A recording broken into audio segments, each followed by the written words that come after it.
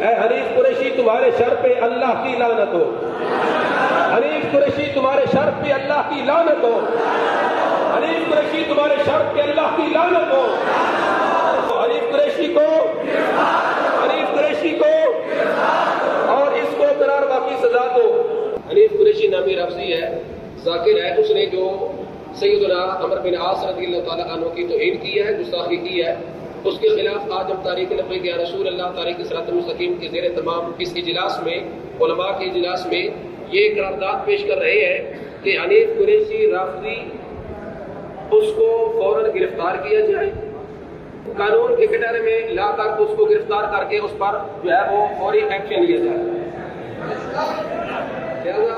جتنے بھی ادارے ہیں وہ اس چیز کو نوٹ کریں کہ یہ شخص اہل سنت و جماعت میں اس کا شمار نہیں ہوتا، یہ رافضی ہے اور رافضیوں کے اشارے پر کام کر رہا ہے۔ ہم سرکار کی آج بھی نوکر ہیں، سرکار گستاخ صحابہ ملعون حنیف قریشی کو گرفتار کرو، گرفتار کرو، ملعون حنیف قریشی کو،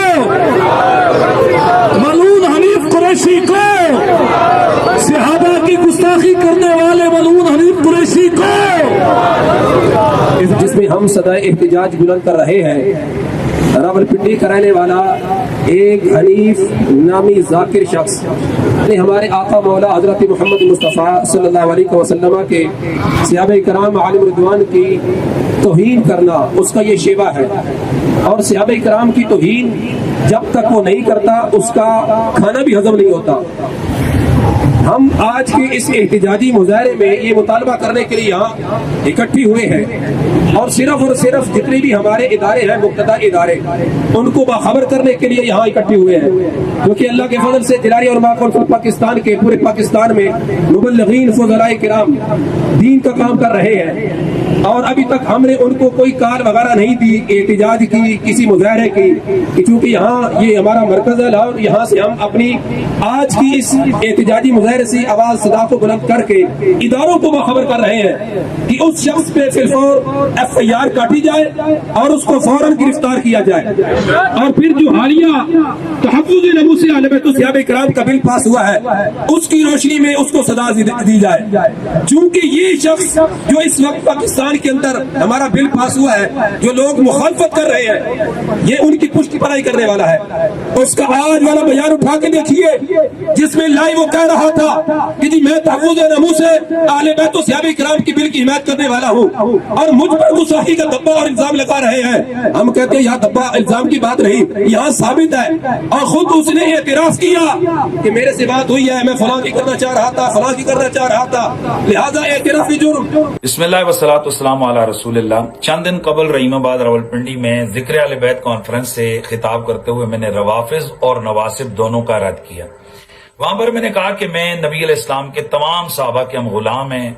اور ہم ان پر قربان، اور رسول اللہ کے صحابہ جنتی ہیں اور ہم ان پہ صدقے اور واری جاتے ہیں، لیکن ہم جو اوریجنل صحابہ ہیں ان کے غلام ہیں۔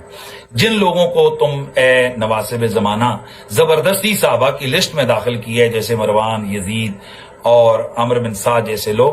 ان کا ہم نہ ادب کرتے ہیں نہ احترام، بلکہ یہ لوگ ہمارے جوتے کی نوک پر ہیں۔ اور میں نے اور بھی ان کے حوالے سے بڑے سخت جو ہے نا وہ الفاظ استعمال کیے جو کہ میرے ایمان کا تقاضا تھے۔ میری گفتگو کا سیاق اس بات کی وضاحت خود کر رہا ہے کہ میں ایسے لوگوں کی بات کر رہا ہوں اور ان کے حوالے سے لعنت کر رہا ہوں یا ان کے حوالے سے سخت جملے بول رہا ہوں جو صحابہ نہیں ہیں اور ان کو صحابہ کی لسٹ میں داخل کیا گیا۔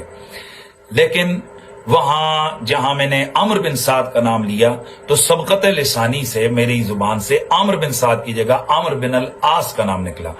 اور سیدنا عمر بن العاص رضی اللہ تعالیٰ عنہ یہ صحابی رسول ہیں، اور یقیناً جلیل القدر صحابی ہیں، صاحب الروایت صحابی ہیں، یہ فاتح مصر ہیں، مجاہد صحابی ہیں، اور کل وعد اللہ الحسنہ کے تحت داخل ہو کر جنتی صحابی ہیں، اور دیگر بشارات الہیہ اور بشارت نبویہ کے تحت یہ داخل ہیں، اور ان کی بہت بڑی شان ہے۔ ابھی میری طرف کسی دوست نے کلپ بھیجا تو میں نے جب اس ویڈیو کو سنا تو یقیناً اس میں جو کہنا چاہ رہا تھا وہ حضرت عمر بن العاص کا دور دور تک میرا تصور نہیں تھا، میں عمر بن سعد کہہ رہا تھا، لیکن عمر بن العاص میری زبان سے سبقت لسانی سے نکلا، اور میں اس سبقت لسانی پر اللہ کے حضور توبہ کرتے ہوئے، رجوع کرتے ہوئے، الفاظ واپس لیتے ہوئے میں معافی مانگتا ہوں۔ اللہ تعالیٰ میری توبہ کو قبول فرمائے،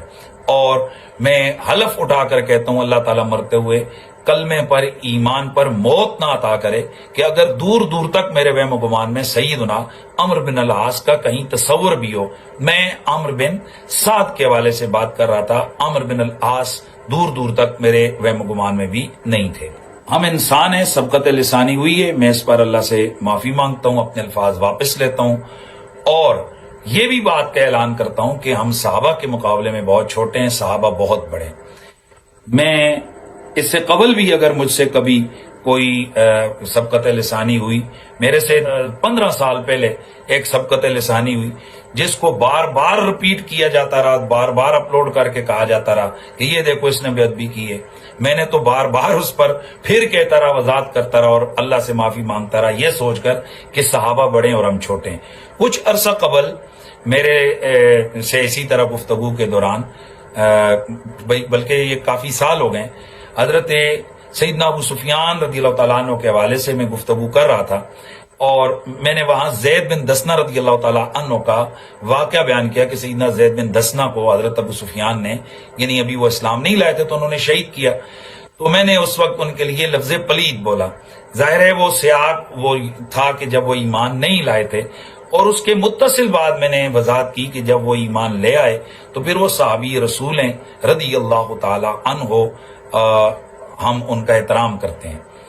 لیکن اس پر بھی بعض لوگوں نے کہا کہ نہیں، یہ ان کی بے ادبی ہے، یہ متصل جو بات آپ نے وضاحت کی یہ قابل قبول نہیں. تو میں پھر بھی اکڑا نہیں. میں نے جب کورونا کے ایام تھے تو میں نے اس پر بھی میں نے اللہ کے حضور رجوع کیا. بعضوں نے کہا کہ نہیں جی یہ پھر بھی نہیں ہوا ہے کیونکہ آپ نے اپنی غلطی کو مینشن نہیں کیا ہے. تو میں تو صحابہ کے آگے اکڑنے والا ہوں نہیں ہوں، تو میں لگے ہاتھوں یہ بھی کہتا ہوں کہ وہ جو سبقت لسانی ہوئی ہے اس پر بھی میں ایک دفعہ نہیں 100 بار بھی ہم اللہ سے معافی مانگیں تو کام ہے، اور میں معافی مانگتا ہوں. اللہ تعالیٰ ہماری توبہ کو قبول فرمائے اور اللہ کریم ہم سب کا خاتمہ ایمان پہ فرمائے اور اہل بیت اور صحابہ کے سامنے اللہ ہمیں چھوٹا ہی رکھے. اللہ تعالیٰ کبھی وہ دن نہ لائے کہ جب ہم مقدسات اسلامیہ کے حوالے سے کبھی کسی قسم کے دھوکے کا شکار ہوں.